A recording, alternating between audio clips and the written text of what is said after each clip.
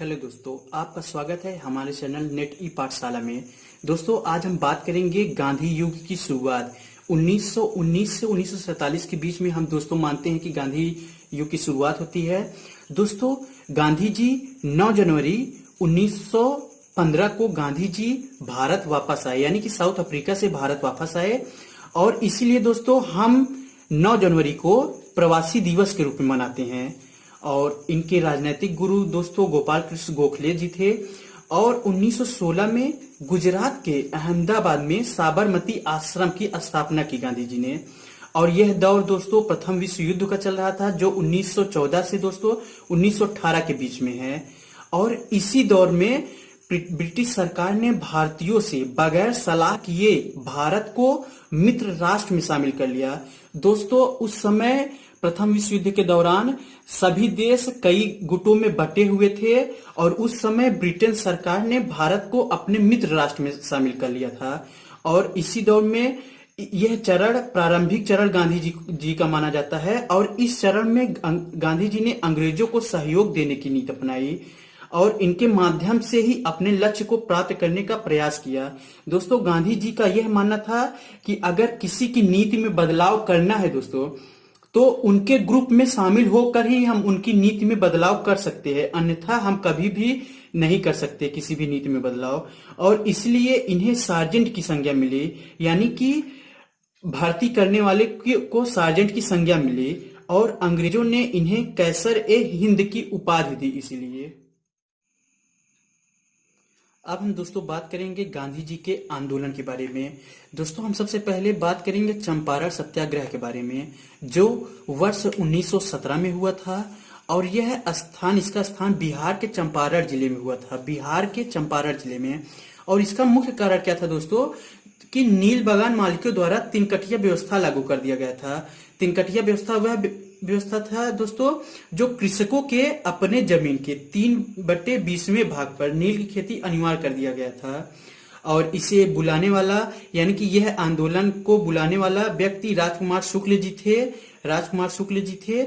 और इस दौरान रविन्द्रनाथ टैगोर जी ने गांधी जी को महात्मा की उपाधि दी। दोस्तों, यह बहुत ही इंपॉर्टेंट चीज है कि यह एग्जाम में पूछा जाता है कि महात्मा की उपाधि किस व्यक्ति ने गांधी जी को दिया था। तो याद रखना दोस्तों कि रविन्द्रनाथ टैगोर जी। और यह गांधी जी का प्रथम सत्याग्रह था, जो कि भारत में प्रथम सत्याग्रह था। और इसके प्रमुख सहयोगी, इस आंदोलन के प्रमुख सहयोगी की अगर हम बात करें दोस्तों, तो राजेंद्र प्रकाश जी थे, महादेव देसाई जी थे, नरहरि पारिक जी थे, जेवी कृपलानी आदि व्यक्ति थे। दोस्तों, हम आगे बात करेंगे अहमदाबाद मिल मजदूर आंदोलन का। दोस्तों, यह 1918 में हुआ था। यह स्थान गुजरात के अहमदाबाद जिले में हुआ था, अहमदाबाद जिले में दोस्तों। और इसका मुख्य कारण क्या था दोस्तों, कि यह प्लेग बोनस को लेकर मिल मालिक और मजदूरों के बीच विवाद हुआ था। और इसे बुलाने वाले, यानी कि यह आंदोलन करने वाले, शुरुआत में इसका नेतृत्व करने वाले अंबालाल साराभाई की बहन अनसुईया बेन साराभाई जी थी। और यह इसमें विशेष क्या था, जो एग्जाम में पूछा गया है कि गांधी जी का पहला अनशन था। यह गांधी जी का पहला अनशन था इसमें। अब आगे दोस्तों बात करेंगे खेड़ा सत्याग्रह के बारे में। दोस्तों, यह आंदोलन 1918 में हुआ था। और इसका स्थान यह भी गुजरात के में ही हुआ था। और इसका मेन क्या मुख्य कारण था, कि खेड़ा में फसल बर्बाद होने के बावजूद सरकार द्वारा मालगुजारी, यानी कि टैक्स वसूल किया गया था। और इसके प्रमुख सहयोगी थे वल्लभ भाई पटेल, इंदुलाल याग्निक आदि व्यक्ति थे। दोस्तों, हम बात करेंगे रॉलेट एक्ट के बारे में। दोस्तों, इसका पूरा नाम NRCL and revolutionary activities act था। यह वर्ष 18 मार्च 1919 को हुआ था। दोस्तों, अगर हम इसके रॉलेट एक्ट के बारे में बात करें कि यह है क्या, तो दोस्तों इस अधिनियम के अंतर्गत किसी भी भारतीय को राजद्रोहात्मक कार्यों में लिप्त रहने के संदेह मात्र पर गिरफ्तार किया जा सकता था। ऐसे भारतीय अभियुक्त को अपने वकीलों से संपर्क करने की भी कोई इजाजत नहीं होती थी। इसे यह बिना अपील, बिना वकील तथा बिना दलील के का भी कानून माना जाता था। इसमें महात्मा गांधी ने इसके विरोध में जनता से देशव्यापी आंदोलन का आह्वान किया। अब दोस्तों आगे हम बात करेंगे जलियांवाला बाग हत्याकांड के बारे में। दोस्तों यह 13 अप्रैल 1919 को हुआ। यह पंजाब के अमृतसर जिले में। और अगर नेता बात करेंगे कि यह क्यों हुआ, तो सबसे पहले दोस्तों पंजाब के दो अत्यंत प्रिय नेता डॉक्टर सत्यपाल एवं सैफुद्दीन किचलू, यह दोस्तों इनकी गिरफ्तारी के विरोध में एक शांतिपूर्ण विरोध सभा का आयोजन किया गया था, लेकिन ब्रिटिश अधिकारी जनरल डायर द्वारा वहां उपस्थित होकर बिना किसी पूर्व चेतावनी के निहत्थी भीड़ पर अंधाधुंध गोलियां बरसाई गई, जिसमें सरकारी रिपोर्ट के अनुसार दोस्तों 379 लोग मारे गए और लगभग 1200 के आसपास घायल हुए। और इसी कांड के विरोध में दोस्तों रविन्द्रनाथ टैगोर ने अपने सर नाइट हुड की उपाधि त्याग दी थी।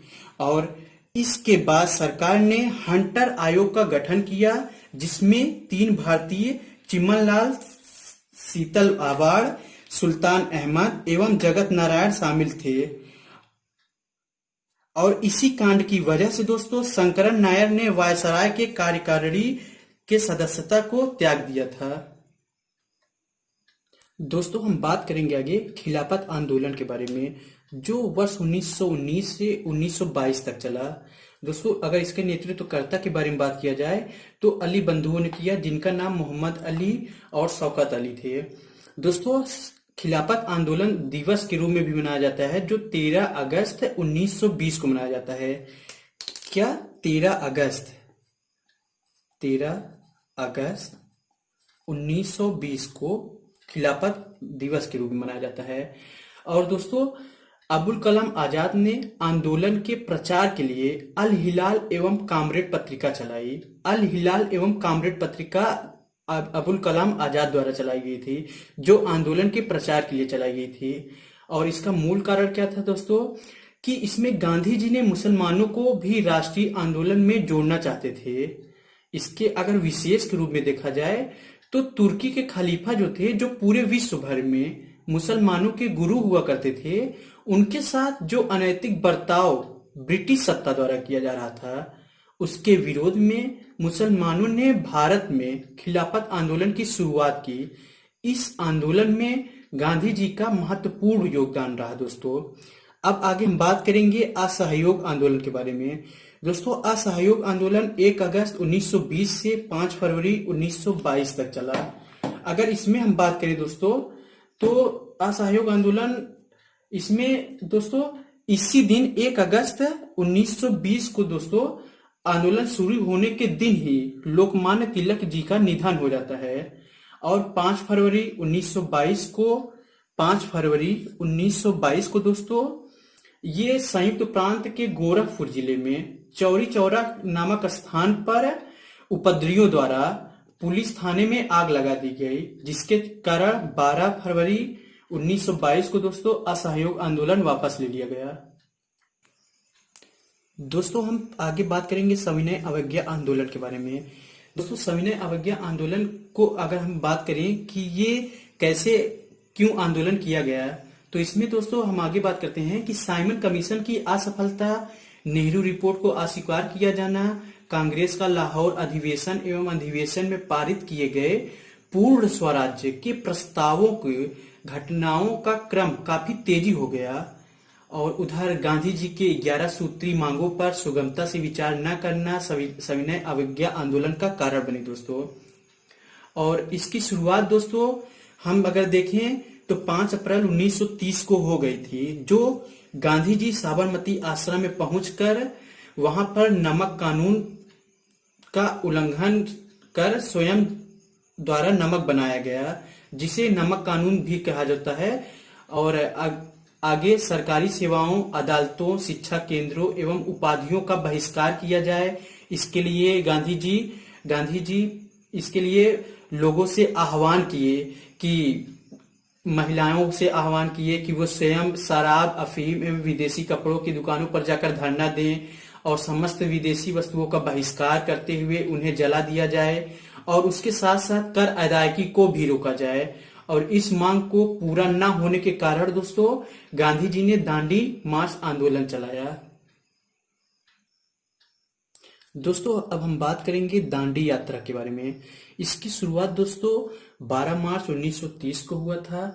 दोस्तों इसी को दांडी यात्रा को नमक सत्याग्रह भी कहा जाता है।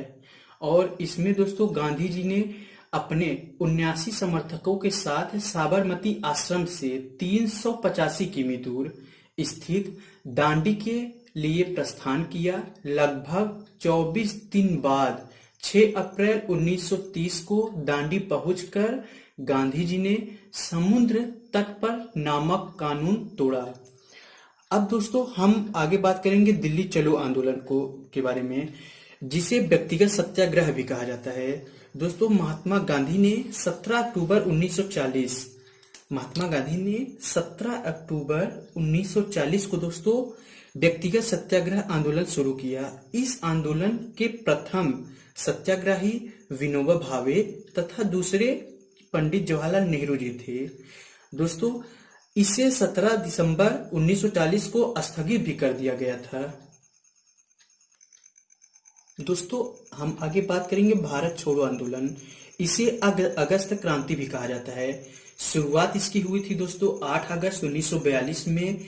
इसका मुख्य केंद्र अगर देखें तो बंगाल, बिहार, संयुक्त प्रांत जिसे वर्तमान में उत्तर प्रदेश भी बोला जाता है, कर्नाटक व बंबई रहा। अब मुंबई हो गया है, बंबई रहा। 14 जुलाई 1942 को वर्धा अधिवेशन में दोस्तों कांग्रेस ने इसे पारित कर दिया गया था। और इसके तहत महात्मा गांधी ने कहा, मैं देश की बालू से ही कांग्रेस से भी बड़ा आंदोलन शुरू कर दूंगा। इसी के तहत दोस्तों भारत छोड़ो आंदोलन अगस्त क्रांति भारतीय स्वतंत्रता आंदोलन की अंतिम महान लड़ाई थी, जिसने ब्रिटिश शासन की नींव को हिलाकर रख दिया। क्रिप्स मिशन के खाली हाथ भारत से वापस जाने पर भारतीयों को अपने छले जाने का एहसास हुआ। दूसरी ओर द्वितीय विश्व युद्ध के कारण परिस्थितियां अत्यधिक गंभीर होती जा रही थी दोस्तों, और जापान सफलतापूर्वक सिंगापुर, मलाया, वर्मा पर कब्जा कर भारत की ओर बढ़ रहे थे। दूसरी ओर युद्ध के कारण तमाम वस्तुओं के दाम बेतहाशा बढ़ रहे थे, जिससे अंग्रेजी सत्ता के खिलाफ भारतीय जनमानस में असंतोष व्याप्त होने लगा। जापान के बढ़ते हुए प्रभुत्व को देखकर दोस्तों 5 जुलाई 1942 को गांधी जी ने हरिजन नामक पत्रिका में लिखा कि अंग्रेजों भारत को जापान के लिए मत छोड़ो, बल्कि भारत को भारतीयों के लिए छोड़ो, और वो भी व्यवस्थित रूप से। इसका विशेष देखा जाए दोस्तों तो इसे ऑपरेशन जीरो हावर, इसी में भारत छोड़ो आंदोलन के तहत ही ऑपरेशन जीरो हावर चलाकर गांधी जी को ब्रिटिश सैनिकों द्वारा गिरफ्तार कर लिया गया और गिरफ्तार कर आगा खां पैलेस में रखा गया दोस्तों। कहां? आगा खां पैलेस। आगा खां पैलेस में रखा गया और वहीं पे 10 फरवरी 1943 को गांधी जी द्वारा 21 दिन के उपवास की घोषणा कर दी गई। और दोस्तों अगर हम एग्जाम के तहत देखें कि एग्जाम में कैसे क्या पूछता है, तो क्वेश्चन पूछा गया है कि किस आंदोलन के तहत करो या मरो का नारा दिया गया था। तो दोस्तों ध्यान देने वाली बात यह है कि दोस्तों कि भारत छोड़ो आंदोलन के तहत ही करो या मरो का नारा दिया गया। और आगे दोस्तों गांधी जी की मृत्यु अगर देखें तो 30 जनवरी 1948 को हुई, जो नाथूराम गोडसे के द्वारा हुई।